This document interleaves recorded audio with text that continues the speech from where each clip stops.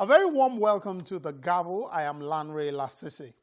Now, this week was historic for the National Assembly.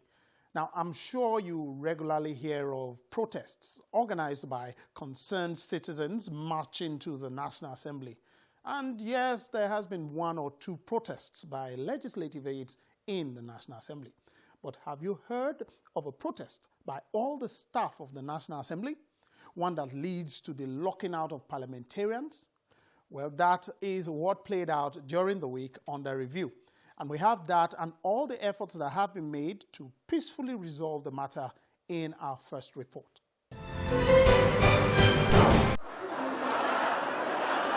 The National Assembly was in an unusual state on Tuesday, as the Parliamentary Staff Association of Nigeria, made up of staff of the National Assembly, filled the lobby protesting over what they described as unfair treatment and poor working conditions.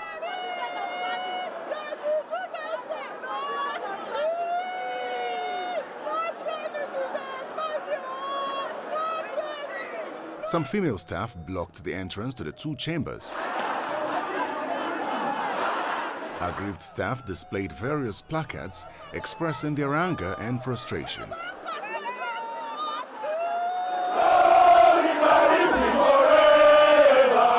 burst into songs and chants of no pay, no sitting, insisting that lawmakers will not even be allowed into the assembly complex. True to their word, as some lawmakers arrive, they are denied entry as the chants continued.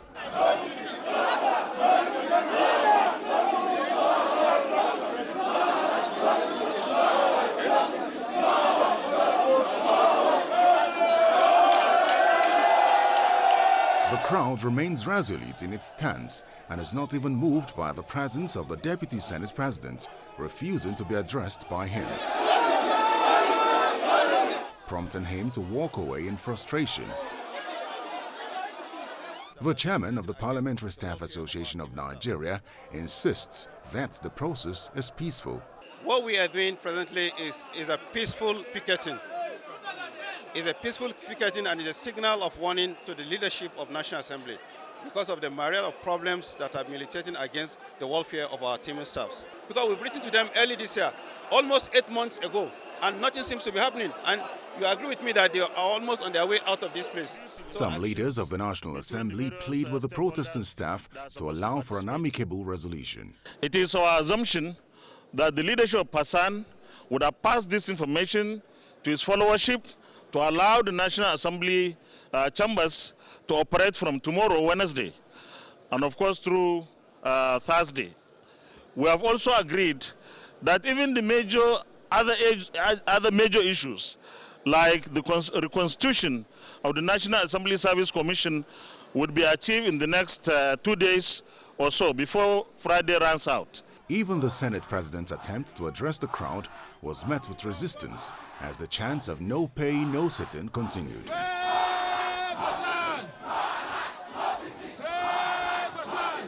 Amid the chants, however, the Senate President pleaded with the protesters to allow for a meeting between the leadership of the National Assembly and the management of the Parliamentary Staff Association of Nigeria to resolve the issues. As leadership of the Senate, we do not have to know the possibility of what is possible to be paid now. If it is, I can commit. What I'm committing to you is to send for the senior management that we must find money. We must find money immediately to ensure the implementation of documents. Why I cannot, can you listen please? Why I cannot say now is because that responsibility of those where those funds are not known to me. So, come.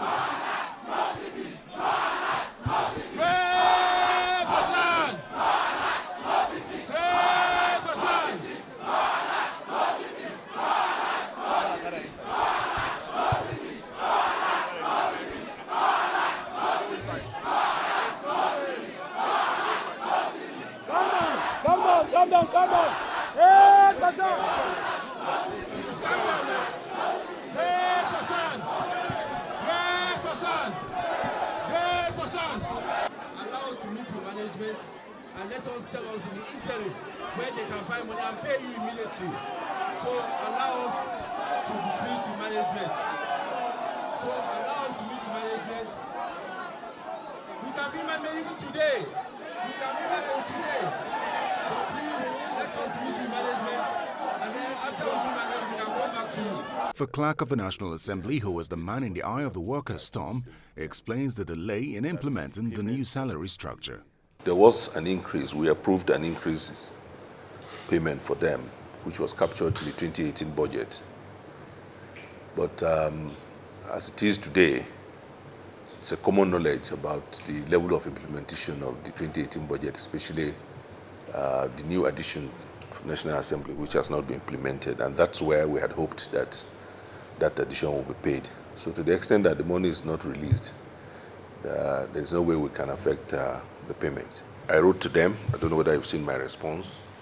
And I also had a series of formal and informal consultations with their leadership all through yesterday.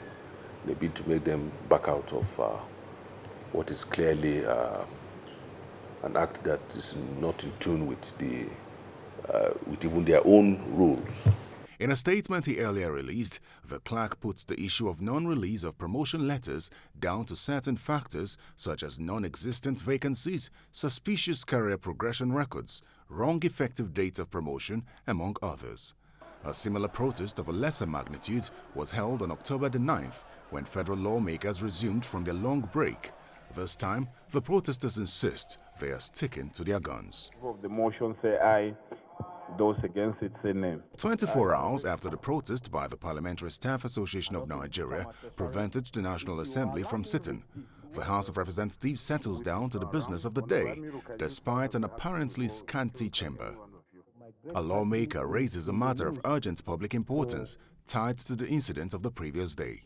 The House notes with concern the ongoing strike action by members of the Academic Staff Union of Universities, ASU, worried by the reluctance of the presidency to transmit the tripartite agreement on national minimum wage to the National Assembly for legislation, disturbed that members of the Parliamentary Staff Association of the National Assembly also picketed our two legislative chambers yesterday to draw attention to their grievances, and consistent with National Assembly's established tradition of interventions which in the past have helped to resolve many labor disputes. But he is quickly called to order when he appears to be straying from the main focus. One thought that he will be a very good ambassador of labor in the strategic position that he occupies. But sadly, the chairman of my great party is in the news for the wrong reasons. Probably he is more mentioned in allegations Point of order, Mr. Speaker. of all sorts of things than, Mr. Speaker, chairman of a party is being dragged into a debate and being more or less maligned, but for being in the news for one thing or the other, there's no relevance whatsoever to this motion in any shape, way, or form. And I would urge the mover of the motion to restrict himself to his motion, to the four corners of his motion. The motion enjoys support from his colleagues as the House resolves to request President Muhammadu Buhari to transmit the tripartite agreement on the new national minimum wage to the National Assembly to avert the looming industrial action by the organized labor. The House also resolved to set up a joint ad hoc committee with the Senate to look into the causes of the protest by staff of the National Assembly the previous day. On Tuesday, the 4th of December 2018. On Thursday, another motion is brought on the issue of the protest. The House of Representatives considered a motion by Representative Edward Pajok on the non-release of part of the National Assembly's budget. Following the motion, the House has summoned the Minister of Finance, Zainab Ahmed, to appear before its Committee on Finance. The disruption of the sitting of the National Assembly on Tuesday, the 4th of December 2018. Further notes that POSAN, that is the legislative staff, protested against the non-release of their benefits, including promotions and other entitlements. Disturbed that the non-release is as a result of the non-implementation of the 2018 Appropriation Act of the National Assembly. Notes that the National Assembly and the judiciary are on the first line charge, and so there ought to be full implementation of the budget of the two tiers of the two arms of government.